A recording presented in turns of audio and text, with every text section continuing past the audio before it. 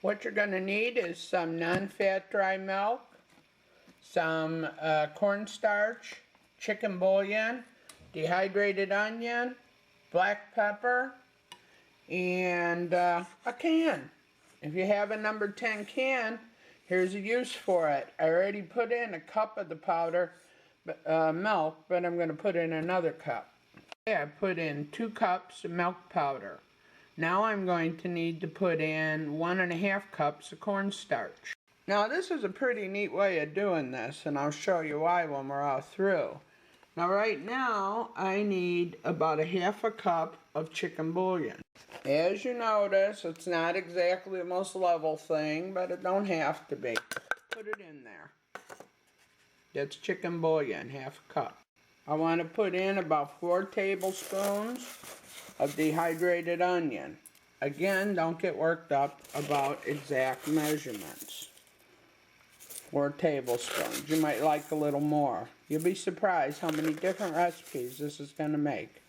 That's 4 in my mixture. 4 tablespoons of dehydrated onion. I'm going to use 2 teaspoons, not tablespoons, teaspoons of basil.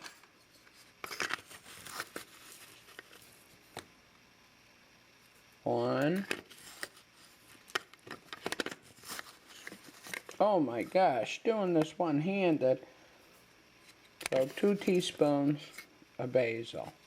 Okay, put that in. I put that in there. 2 teaspoons. I'll show you.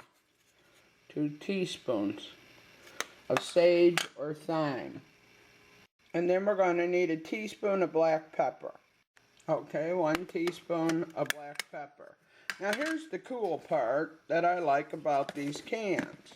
And as I told you, everything I have, everything I own has multiple reasons.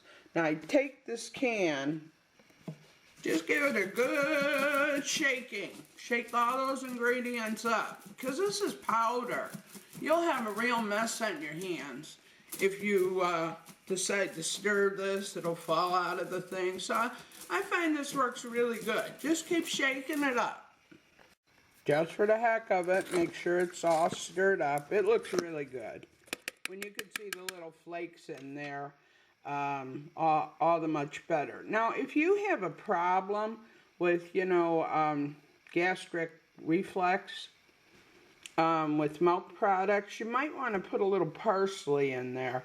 I had a friend of mine who's a Greek cook, and they said they always give parsley to people on their plates, not just to look good, but it's to help with digestion and help them not have the burpees, you know what I mean. So if you want to, you can put some parsley in here too. You're going to take about 2/3 of the cup of the mixture, just shovel it in your measuring cup, 2/3 of a cup. You're going to put that mixture in your canning jar or your mylar, depends on what you want. Now you notice there's a heck of a lot of room. So this is what we're going to do. I'm going to make multiple different cream of soups. Okay, multiple cream soups, and we'll show you how. You can take your broccoli, you can take mushrooms, you can take celery. You can do whatever you want with this. You can add cheese powder to this. You can put in tomato powder. Now this I'd say put in a 1/2 pint. Put in about 1/3 of a cup of tomato powder and you got creamy tomato soup. Okay, once I get my powder in the jar, whoops. Oh, Debbie. I just add my dry ingredients to fill it up. All you do, just add it in there. I could do a little more.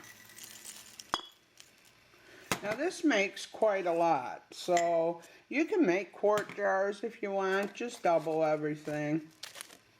There you go. Put in your oxygen absorber, then put on your lid and your ring. Now you have cream of broccoli soup. And like I said, you can add a little cheese powder in there if you want to. And when you make it, just add water. Now you can do the same thing with mushroom. So then you have cream of mushroom soup. You could do the same thing with potato dices. Oh man, that would be good. Potato dices, or hash brown potatoes, or even slices. You could have cream of potato soup. Now I wouldn't use the potato flakes because that'll make a whole different animal. You could do it with celery if that's what you want. And like I said, you could even take one of these in a half-pint jar and put in 1/3 of a cup of tomato powder, and you could have a nice creamy tomato soup. You know, I had some leftover potato pieces, you know, these slices, and I'm just going to go ahead and put those into my mixture. Then I'll have cream of potato soup. Oops, don't put that in there.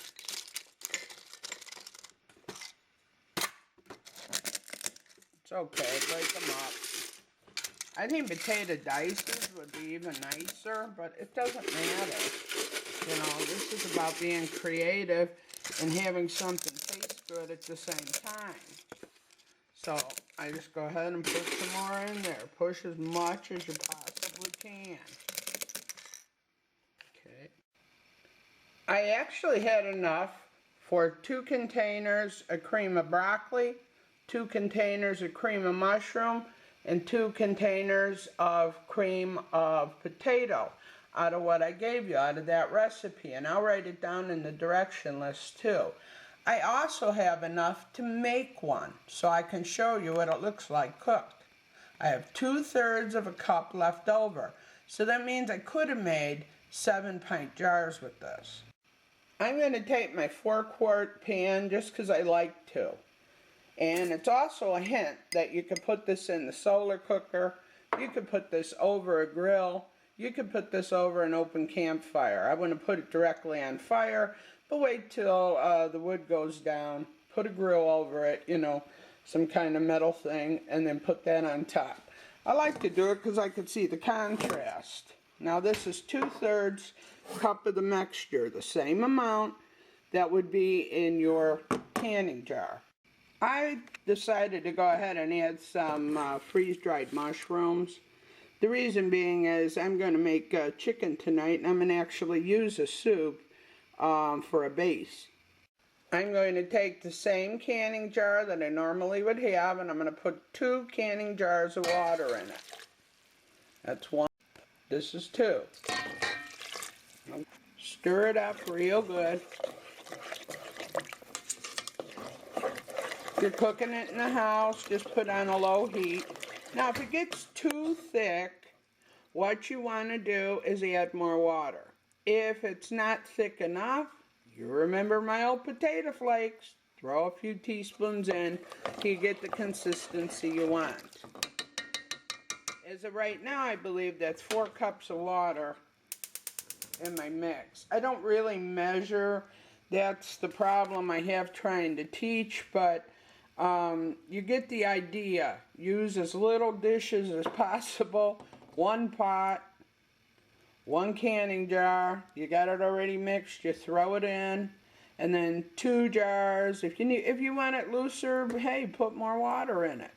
It's a good idea, no matter what cooking method you have, that you continue to stir it. No, don't stand over it and stir it all day, but keep coming back to it and stirring it. Alright, I think the solar oven, you don't have to do it so much, but if you're over a campfire or over a stove, it doesn't hurt to come back every once in a while and stir it up. You see how nice that's getting? Now this is soup. Again, if you want it to make a sauce, say you want to take your freeze-ground ground beef and you want to put some of that in there instead of all mushrooms, make it a little less soupy so that you'd have something like, what would that be, creamed beef. And you could put it over toast or over crackers or just dip crackers. Depends on what kind of situation we're in, friends. You know, I always think outside the box, and I think the worst case scenario. Heck, if this is all you had, this would be pretty good, don't you think? Now this recipe makes 2 big pasta bowls of soup. And look at that. That's just beautiful. 15 minutes of cooking and you have a nice cream of, in this case, mushroom soup. And I put cookies on my plate, but you know, we don't know what kind of situation we're in. Hopefully that'll be bread or muffins. Yum. Let me try it.